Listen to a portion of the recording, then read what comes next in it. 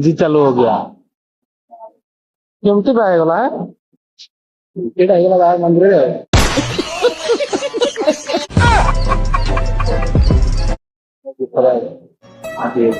କେମତି ଘଟିଗଲା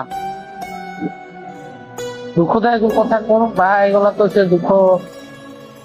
ଗୋଟେ ବର୍ଷ ପାଇବନି କଣ କହୁଛୁ କଣ ହେଇଛି କହୁନୁ